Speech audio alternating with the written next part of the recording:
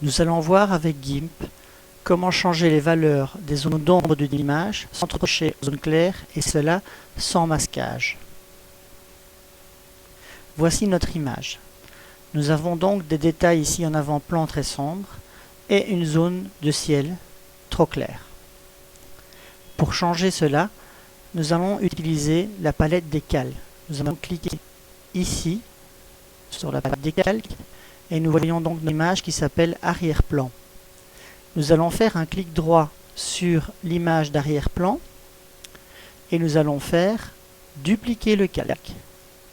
Nous nous trouvons donc ici avec une copie de l'image en avant-plan et ici notre image en arrière-plan. Nous allons cliquer sur l'image d'avant-plan pour travailler sur celle-ci et nous allons aller dans couleur, courbe. Nous allons changer la valeur de couleur des courbes, mais pour ne pas trop changer les zones claires, nous allons faire un point d'ancrage dans les zones claires et puis nous allons modifier nos zones sombres en allant assez fort. Je valide. Nous avons donc maintenant une image d'avant-plan très claire et quand je la masque avec le petit œil ici devant, nous avons une image très sombre en dessous. Nous allons cliquer sur l'image d'en dessous, l'arrière-plan, et là nous allons faire l'inverse. Nous allons faire couleur, courbe, nous allons faire un point d'ancrage dans les zones sombres et nous allons assombrir un petit peu notre ciel. Je valide. Nous avons donc ici en arrière-plan une image trop sombre et en avant-plan une image trop claire.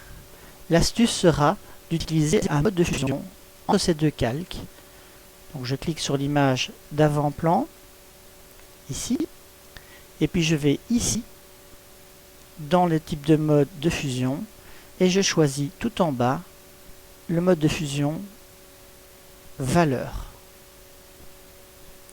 Alors vous voyez que l'effet est un peu fort, comme ce qui se fait HDR, mais vous pouvez régler cela avec la valeur d'opacité, qui va faire un effet plus ou moins fort dans le mode de fusion. Si vous trouvez quand même les couleurs un peu artificielles, vous pouvez changer cela en allant dans couleur, teinte saturation, et en diminuant un petit peu la luminosité des couleurs et de la saturation. Je valide et voilà notre image terminée.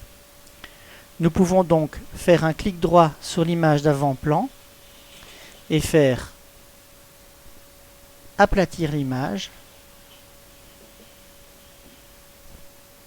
Nous allons aller maintenant dans la palette historique qui se trouve ici et nous allons pouvoir voir en haut l'image de départ et notre travail terminé en bas. N'oubliez pas d'aller de temps en temps voir mon site www.lucnix.be, voir s'il n'y a pas des nouveautés.